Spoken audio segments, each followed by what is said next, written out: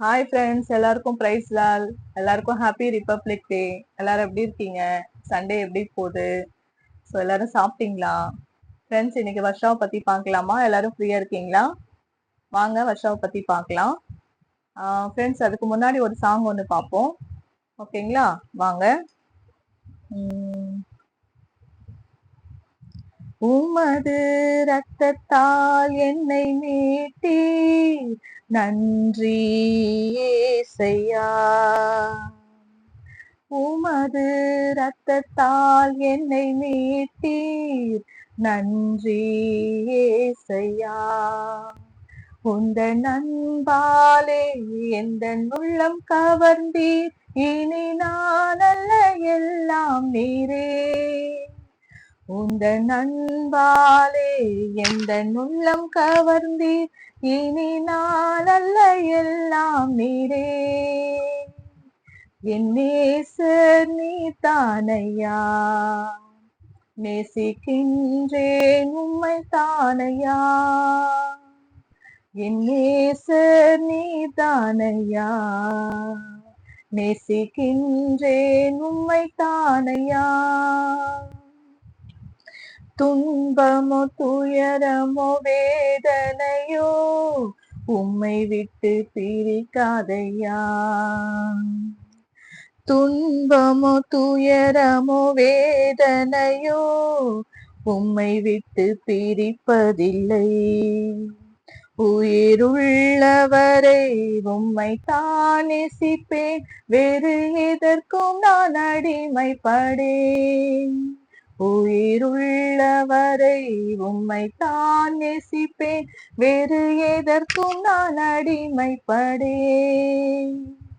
என் நேசர் நீ தானையா, நேசிக்கின்றேன் உம்மை தானையா. என் நேசர் நீ தானையா, நேசிக்கின்றேன் உம்மை தானையா.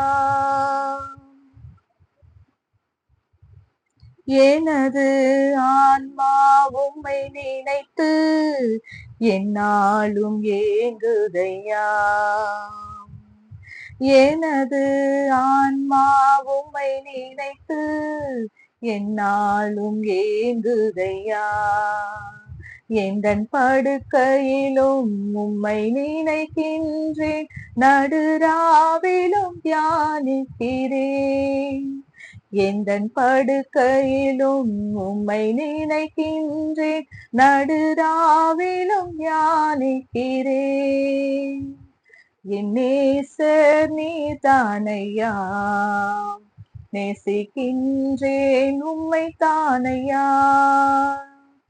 என் நேசர் நீ தானையா, நேசிக்கின்றேன் உம்மை தானையா. ஆமென். ஃப்ரெண்ட்ஸ், இந்த பாட்டு வந்து பாத்தீங்கன்னா எனக்கு ரொம்ப பிடிக்கும். இந்த சாங்ல வந்து பாத்தீங்கன்னா இருக்கிற எல்லாமே எல்லா லைனுமே உண்மைதான். சோ எப்படின்னா, அவர் ரத்தத்தால நம்மளை மீட்டு கொண்டாருன்னு சொல்றாங்கல்ல. இப்ப வந்து பாத்தீங்கன்னா பேரண்ட்ஸா இருக்கட்டும், ஃப்ரெண்ட்ஸா இருக்கட்டும், இல்ல அந்நிய தேவர்களா இருக்கட்டும், யாரா இருந்தாலும் வந்து பாத்தீங்கன்னா நம்மளுக்காக வந்து உயிர் தியாகம் பண்ண மாட்டாங்க ஃப்ரெண்ட்ஸ். இப்ப நம்ம கூட சொல்லுவோம், ஐயோ எங்களை விட்டுட்டு போயிட்டீங்களே அப்படின்னு சொல்லி நம்ம கூட யாராச்சும் நம்மளை விட்டு போனா நம்ம சொல்லுவோமே தவிர, அவங்களோட நம்ம போறோமா? கிடையாது. ஆனா ஏசப்பா வந்து பாத்தீங்கன்னா நம்மளுக்காக உயிர் கொடுத்தாரு. அவருடைய ரத்தத்தை சிந்தினாரு. நம்ம செஞ்ச பாவங்களுக்காக அவரு ரத்தத்தை சிந்தி நம்முடைய பாவங்களை கழுவி நம்மள வந்து பாத்தீங்கன்னா நல்லவங்களாவும் அவரு வந்து தன்னை பாவியாவும் காமிச்சுக்கிட்டாரு. இந்த மாதிரி எத்தனை பேர் பண்ணுவாங்க ஃப்ரெண்ட்ஸ். நம்ம இப்ப வந்து பாத்தீங்கன்னா சில பேர் அவங்களே தப்பு பண்ணாலும் அந்த தப்பு வெளிப்படுத்தாம அடுத்தவங்க மேல வந்து அந்த தப்பை காமிப்பாங்க. சோ அவங்க மேல தப்பு போட்டுருவாங்க.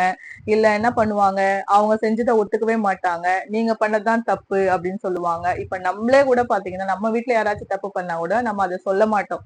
அப்படியே சொன்னாலும் நான் பண்ணலையே, நீ தானே பண்ண, நான் ஏன் பண்ண போறேன் அப்படின்னு அவங்க மேலே அந்த தப்பை திருப்பி விட்டுருவாங்க. ஆனா ஏசப்பா வந்து பாத்தீங்கன்னா அவர் எந்த ஒரு பாவமே செய்யாம நம்மளுடைய பாவத்துக்காக அவர் தன்னைத்தானே ஒப்பு கொடுத்து பலியானாரு. பலியாகி நம்மளை பரிசுத்தப்படுத்திட்டு அவர் வந்து பாவியா நம்மளுக்காக வந்து பாத்தீங்கன்னா அவரை ஒப்பு கொடுத்துட்டாரு. அதனாலதான் சொல்றேன், அவர் ரத்தத்தால நம்மள மீட்டு கொண்டாருன்னு சொல்றேன். இன்னொரு விஷயம் என்னன்னா, என்னுடைய படுக்கையில அப்படின்னு சொல்லிட்டு ஒரு லைன் வந்துச்சு இல்லையா? என்னுடைய படுக்கையிலயும் நான் உம்மை தியானிக்கிறேன்னு. அது உண்மைதான் ஃப்ரெண்ட்ஸ். ஏன்னா எப்பவுமே வந்து பாத்தீங்கன்னா, நான் படுத்துட்டேன்னா கொஞ்ச நேரமாச்சும் ஆண்டவரை பத்தி நினைக்காம அந்த தூக்கம் எனக்கு வராது ஃப்ரெண்ட்ஸ். முன்னாடி எல்லாம் தூங்கிட்டு இருந்தாங்க. ஆனா ஆண்டவரை பத்தி முழுமையா ஏத்துக்கினதுக்கு அப்புறம் பாத்தீங்கன்னா, எனக்கு கஷ்டமா இருந்தாலும் சரி, சந்தோஷமா இருந்தாலும் சரி, எப்படி இருந்தாலும் ஃப்ரெண்ட்ஸ் அந்த நைட்ல அவரை பத்தி நினைக்காம தூங்க மாட்டேன் ஃப்ரெண்ட்ஸ். அதனால அந்த சாங் எனக்கு ரொம்ப பிடிக்கும். நீங்களும் அந்த மாதிரி வந்து நைட்ல படுக்கும்போது ஆண்டவரை பத்தி நினைப்பீங்களா? அவரை நினைச்சிட்டே படுப்பீங்களா? ஏன்னா நான் அந்த டைம்ல வந்து அவர்கிட்ட வந்து நான் பேசுவேன். இத பண்ணீங்க, அத பண்ணீங்க, இத எனக்கு பண்ணுங்க, இப்படி எல்லாரும் பண்றாங்களே, இந்த மாதிரி வந்து என்னுடைய மனசா இருக்கட்டும், அவருடைய சிந்தையா இருக்கட்டும், அவரை தியானிக்கும் நைட்ல. படுத்துட்டு தான் அந்த ஒரு அழறதா இருக்கட்டும், என்ன ஃபீலிங்ஸ் இருந்தாலும் ஃப்ரெண்ட்ஸ் அவர்கிட்ட நான் ஷேர் பண்ணிட்டு தான் தூக்கமே வரும் எனக்கு. சரிங்களா? இந்த ஹேபிட் உங்களுக்கு இருந்தா எனக்கு கமெண்ட்ல சொல்லுங்க ஃப்ரெண்ட்ஸ். இப்ப வர்ஷாவை பத்தி பார்க்கலாம் வாங்க. ஃப்ரெண்ட்ஸ், வர்ஷா பத்தி பாக்குறதுக்கு முன்னாடி அவங்க பேரண்ட்ஸ் பத்தி பார்ப்போம். சரிங்களா? எதுக்காக சொல்றேன்னா, வர்ஷா அவங்க அம்மா அப்பா என்ன எந்த மாதிரி ஆளுங்க, ஏன் வர்ஷா அப்படி கஷ்டப்படுறா, இப்படி எல்லாம் உங்களுக்கு தோணும். ஒருவேளை அவங்க கெட்டவங்களா, எதனால அப்படி ஆனாங்க அப்படின்றது உங்களுக்கு தோணும் இல்லையா? சோ அவங்க பேரண்ட்ஸ பத்தியும் நம்ம தெரிஞ்சுக்கலாம். எப்படின்னா, அவங்க அப்பா அம்மா உண்மையிலேயே ரொம்ப நல்லவங்க ஃப்ரெண்ட்ஸ். ஏன்னா யார் மேலயும் எந்த குறையும் சொல்ல முடியாது. அவங்க வந்து கண்டிப்பா வந்து எந்த ஒரு தப்பும் பண்ணலன்னு நான் சொல்ல மாட்டேன்.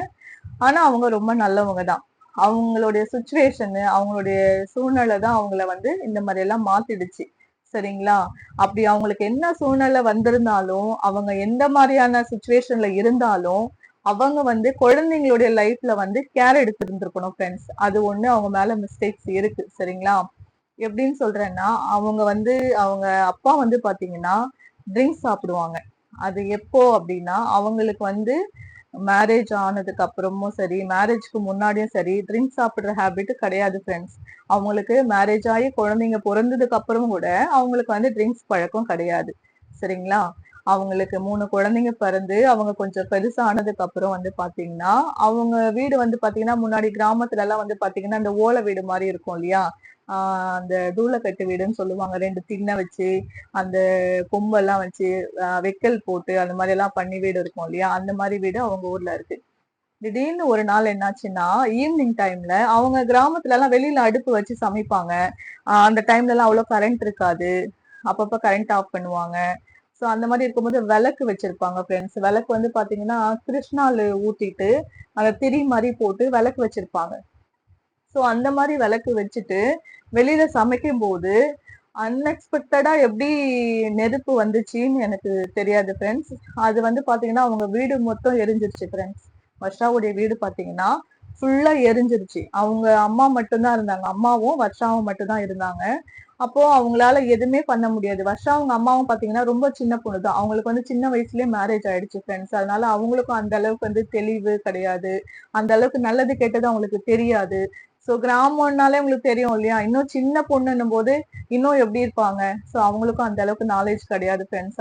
அந்த மாதிரி இருக்கும்போது அவங்க வீடு எரியும் போது அவங்களால அழவும் கத்தவும் தான் முடிஞ்சிச்சே தவிர, அது என்ன பண்ணணும், எப்படி பண்ணா அந்த தீய அணைக்கலாம், அந்த மாதிரி எதுவுமே தெரியல ஃப்ரெண்ட்ஸ். எல்லா ஜனங்களும் வரதுக்குள்ள அந்த வீடு மொத்தமா ஃபுல்லா எரிஞ்சு முடிஞ்சிருச்சு. சோ அவங்களுக்கு ட்ரெஸ் கிடையாது, திங்ஸ் கிடையாது, கோழி எல்லாம் வளர்ப்பாங்க. சோ அந்த மாதிரி எல்லாம் எல்லாமே ஃபுல்லா டேமேஜ், ஃபுல்லாவே எரிஞ்சிருச்சு ஃப்ரெண்ட்ஸ். அவங்களுடைய ரேஷன் கார்டா இருக்கட்டும், எல்லா விஷயமும் ஃபுல்லா போயிடுச்சு.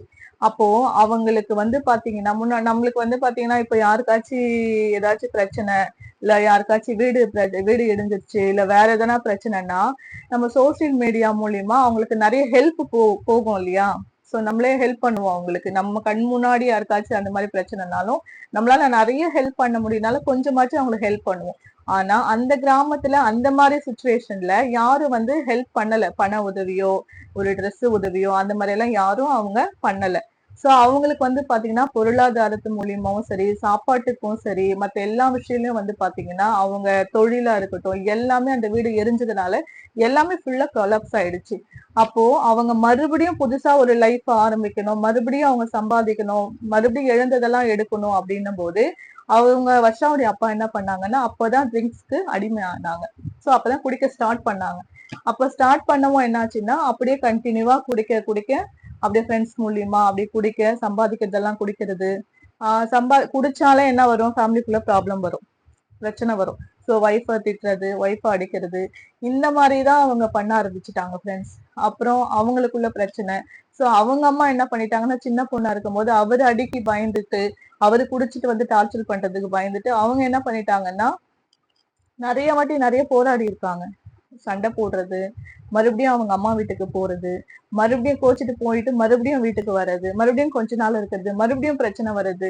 சோ இந்த மாதிரி வந்து அவங்க பேரண்ட்ஸ்குள்ள பிரச்சனை வந்துட்டே இருந்துச்சு. அவங்களும் வந்து ட்ரிங்க்ஸ் நிறுத்துற மாதிரி தெரியல.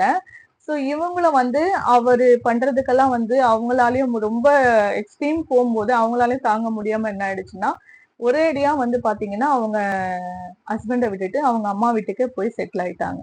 சோ பசங்களையும் கூட்டு போனோம்னா அவங்க வயசான அம்மா. சோ அவங்க வீட்டுல வந்து குழந்தைங்களை எல்லாம் வச்சுட்டு அவங்களால இருக்க முடியுமான்னு தெரியல. என்ன ரீசன் தெரியல. அவங்க வந்து குழந்தைங்கள விட்டுட்டு போயிட்டாங்க. அப்போ வர்ஷா அவங்க பிரதர்ஸையும் விட்டுட்டு அவங்க போயிட்டாங்க.